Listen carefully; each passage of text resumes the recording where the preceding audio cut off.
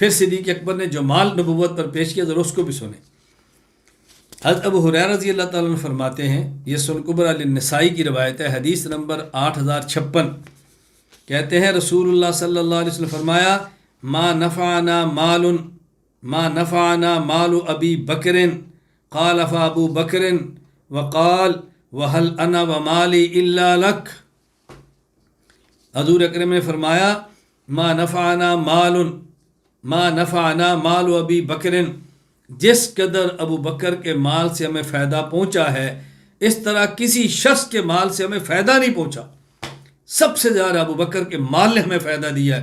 یہ سننا تھا، صدیق اکبر رو پڑے، فبکا ابو بکر، رو پڑے، اور کیا کہا، وَهَلْ أَنَا وَمَالِي إِلَّا لَكَ، اللہ کے نبی میں اور میرا مال ہے ہی آپ کا، میں اور میرا مال ہے ہی آپ کا، یہ سب ہے ہی آپ کے لیے۔ یعنی آج ہم کسی کے لیے تھوڑی سی قربانی دے دیں، جتاتے باز نہیں آتے، ہم کسی کے اوپر 2 پیسے خرچ کر لیں، ہم پھولے نہیں سماتے، اور صدیق اکبر کون ہے؟ اپنی جان داؤ پہ لگائی، اپنا سارا مال نبوت کے قدموں میں ڈالا، اور پھر بھی کیا کہتے ہیں، حضور میں اور میرا مال ہے ہی آپ کا، میں اور میرا مال ہے ہی آپ کا۔ اللہ اکبر۔ اگلی بات سمجھنا، مرقات المفاتی شرح مشکات المصابی باب مناقب ابی بکر، حضرت سعید بن مسیب تابعی رحمہ اللہ عجیب جملہ کرتے ہیں، کہتے ہیں وکان رسول اللہ صلی اللہ علیہ وسلم یقضی فی مال ابی بکر کما یقضی فی مال نفسی۔ اللہ اکبر۔ وکان رسول اللہ صلی اللہ علیہ وسلم یقضی فی مال ابی بکر کما یقضی فی مال نفسی۔ نبی پاک صلی اللہ علیہ وسلم ابو بکر کے مال کو ایسے خرچ فرماتے جیسے اپنا مال خرچ کرتے، یعنی حضور ابو بکر کے مال کو خرچ کرنا یوں سمجھتے تھے کہ میں اپنا مال خرچ کر رہا ہوں۔ میں اسے کیا نتیجہ نکالوں، میں اسے کیا بات سمجھاؤں؟ اگر میں کسی اپنے سے بڑے کے ساتھ وابستہ ہوں اور مجھے اللہ نے مالی وسعت دی ہے تو مجھے صدیق اکبر کا کردار ادا کرنا چاہیے کہ میرا مال آپ کا ہے، آپ جب چاہیں اپنا مال سمجھ کر خرچ کریں، آپ یہ سمجھیں کہ یہ مال میرا ہے، جس کے پاس پڑا ہے اس کو دے دو، اس کو دے دو، فلاں کر دو، ایسے کر دو۔ یہ صدیقی مزاج ہے، یہ ہے صدیق اکبر کا مزاج، اپنی جان بھی فدا ہے، اپنا مال بھی فدا ہے، اور حضور سمجھتے رہے ابو بکر کا مال میرا مال ہے۔ صدیق اکبر رضی اللہ تعالیٰ عنہ اپنے مال کو کہاں خرچ کیے؟ مکہ مکرمہ میں اسلام قبول کر کے مشقتیں برداشت کرنے والے صحابہ، تکلیفوں میں مبتلا صحابہ، صدیق کیسے ان کو چن چن کے آزاد کرا رہے ہیں۔ بلال حبشی، عامر بن فہیرہ، ابو فکیہہ، سیدہ لبینہ، سیدہ زنیرہ صدیق اکبر کے مال سے آزاد ہوئے ہیں، اور ان دکھوں کی پیسنے والی چکیوں سے نکلے ہیں۔ وہ کس قدر صدیق کو دعائیں دیتے ہوں گے، آپ سوچ سکتے ہیں ذرا۔ صدیق اکبر رضی اللہ تعالیٰ عنہ کا پھر مساکین پہ خرچ کرنا عجیب آپ کا مزاج تھا، جس کو مالی طور پہ کمزور دیکھا لوٹا دیا مال اس کا۔ اور حضرت ابو بکر صدیق رضی اللہ تعالیٰ عنہ، اللہ تعالیٰ کو ان کا مال خرچ کرنا کتنا پسند تھا۔ معروف واقعہ ہے، حضرت امی عائشہ رضی اللہ تعالیٰ عنہ پر تہمت لگی، کچھ نازیبہ جملے حضرت مستح کے زبان سے بھی نکلے۔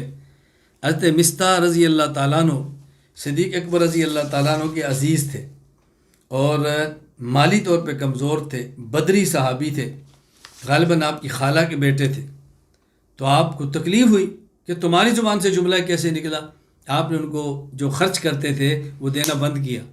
اللہ نے قرآن کی آیت نازل فرمائی، سورۃ النور آیت نمبر 22، وَلَا يَأْتَلِ أُولِي الْفَضْلِ مِنْكُمْ وَالسَّعَةِ أَنْ يُؤْتُوا أُولِي الْقُرْبَى وَالْمَسَاكِينَ وَالْمُهَاجِرِينَ فِي سَبِيلِ اللَّهِ وَلْيَعْفُوا وَلْيَصْفَحُوا۔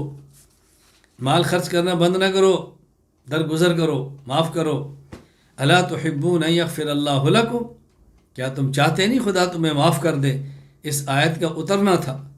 جب یہ آیت اتری، رسول اللہ صلی اللہ علیہ وسلم نے تلاوت فرمائی، صدیق اکبر تک یہ جملہ پہنچا، الا تحبون ان یغفر اللہ لکم، صدیق کہتے ہیں بلا یا رب، بلا یا رب، بلا یا رب، انی احب ان یغفر لی وقد تجاوزت عما کان، اے اللہ میں چاہتا ہوں میرے گناہ معاف ہو جائیں، جب میری خطائیں ان سے درگزر ہو جائے، پھر صدیق اکبر نے مال دینا شروع کر دی۔ کیا صدیق اکبر رضی اللہ تعالیٰ کے کھلے ہاتھ تھے۔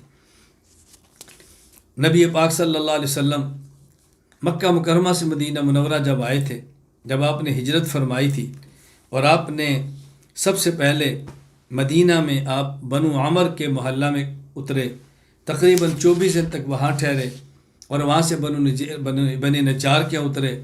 یہ لوگ آپ کے محافظ بن کر ساتھ تھے۔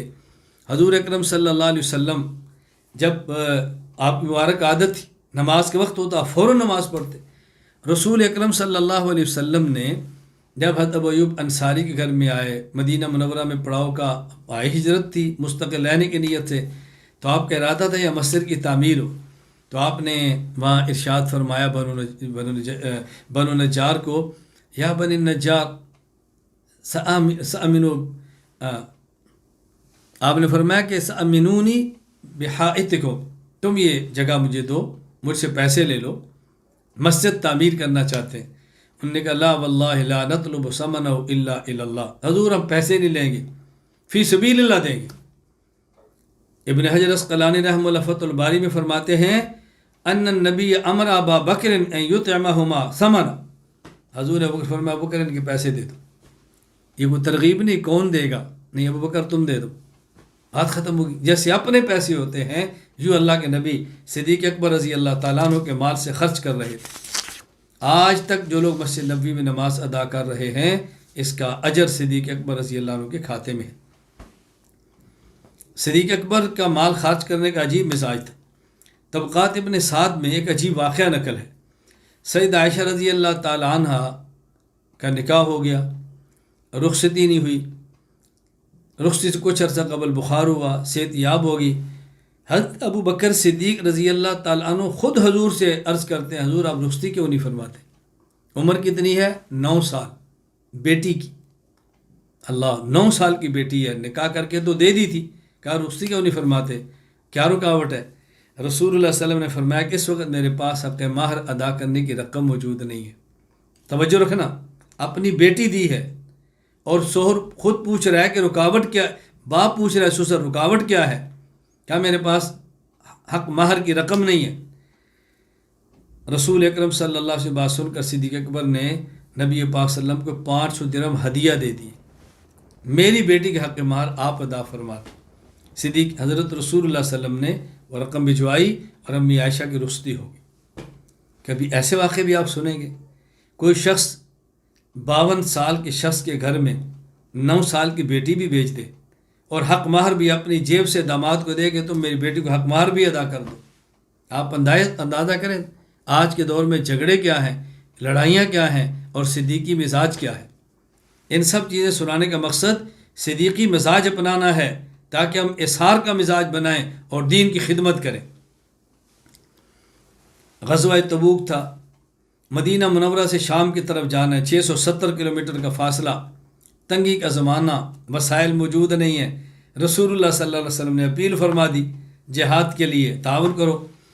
حضرت عمر بن خطاب رضی اللہ تعالیٰ عنہ فرماتے ہیں کہ اس وقت میرے پاس مال کافی تھا اور میرا خیال یہ تھا الیوم اسبق ابا بکر ان سبقتہ یوما، اگر میں کسی موقع پر ابو بکر سے بڑھ سکتا ہوں نا، وہ آج موقع ہے کہ میں ابو بکر سے بڑھ جاؤں گا، کیونکہ میرے پاس مال کافی ہے بنسبت ابو بکر صدیق کے۔ یہ میرے دل میں خیال آیا تو میں حضور کی خدمت میں گیا اپنا نصف مال لے کر، پوچھا ما بقیت لأہلک، عمر گھر میں کتنا ہے؟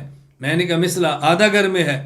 صدیق اکبر رضی اللہ تعالیٰ عنہ آئے تو اللہ کے نبی نے پوچھا ابو بکر گھر میں، ما بقیت لأہلک، گھر میں کیا ہے؟ کہا ابقیت لہم اللہ و رسولہ، حضور گھر میں اللہ کے رسول کا نام ہی رہ گیا ہے، جو تھا وہ لے کر میں آ گیا ہوں۔ عمر کہتے ہیں لا اسابقک الی شیء ابدا، میں نے کہا ابو بکر تر سے آگے عمر کسی موقع پر نہیں بڑھ سکتا، ابو بکر تو ابو بکر ہی ہے۔ یہ روایت سنن ابی داؤد حدیث نمبر 1680 پر موجود۔ رسول اکرم صلی اللہ علیہ وسلم ہجرت کا حکم آ گیا، آپ نے ہجرت فرمانی ہے۔ صدیق اکبر کے گھر دوپہر کو پہنچے، سلام دعا ہوئی، اہم مشورہ کرنا ہے، حضور فرمائے ہجرت کو حکم مل گیا ہے، ابو بکر صدیق آج رات کو چلنا ہے یثرب، حضرت میرے لیے کیا حکم، میرے ماں باپ آپ پر قربان ہوں، مجھے ساتھ چلنے کی اجازت مل سکتی ہے، یہ سعادت مل جائے گی؟ حضور نے فرمایا ہاں ہاں، آپ نے تو میرے ساتھ جانا ہے۔ امی عائشہ فرماتی ہیں یہ بات سن کر صدیق اکبر خوشی سے رو پڑے، اور عائشہ فرماتی ہیں کہ مجھے ہم سنتے تو تھے لیکن آج پتہ چلا، مجھے آج سمجھ آئی کہ خوشی کے آنسو بھی ہوتے ہیں، مجھے آج سمجھ آئی کہ خوشی کے آنسو بھی ہوتے ہیں۔ میں نے صدیق اکبر رضی اللہ تعالیٰ عنہ کو روتے اس وقت اپنے باپ کو دیکھا خوشی سے کہ حضور مجھے ساتھ لے جا رہے ہیں، میں کس موقع پر کون سی بات عرض کروں۔ یہ مزاج صدیقی ہے کہ کس طرح فنا ہے حضور کی ذات پر، یعنی مشکل وقت میں آدمی پیچھے ہٹ جاتا ہے۔ صدیق اکبر مشکل وقت میں ساتھ جا رہے ہیں کہ حضور میں ساتھ جاتا ہوں، میں ساتھ جاتا ہوں۔ میں ایک واقعہ یہاں پہ عرض کرنا چاہتا ہوں۔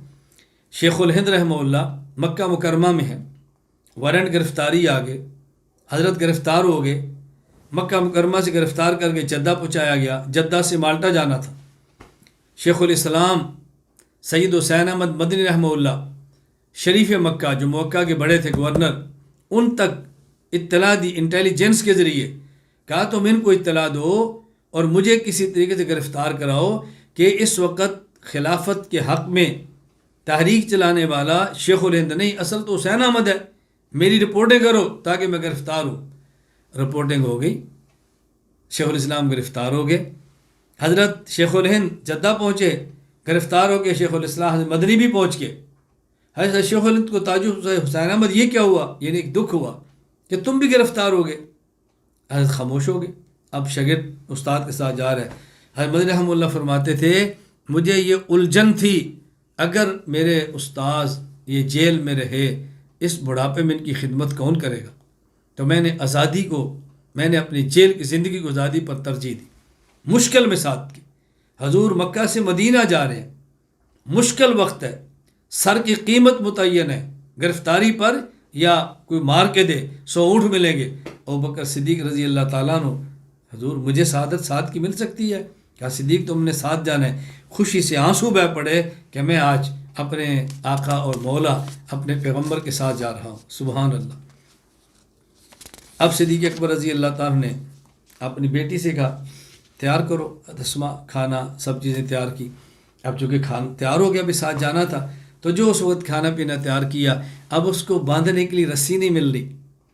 حضرت اسما رضی اللہ تعالی عنہا نے اپنے ازار بند کو لیا اور لمبائی میں 2 ٹکڑے کیے، اس سے کھانے پینے کی چیزیں باندھی۔ اس دور سے اسما صدیق کی بیٹی کو ذاقت النطاقین کہا جاتا ہے، 2 ازار بند والی، قربان کر دیا اس کو، پیغمبر پاک صلی اللہ علیہ وسلم کا کھانا اس سے باندھ کے ساتھ بھیجا ہے۔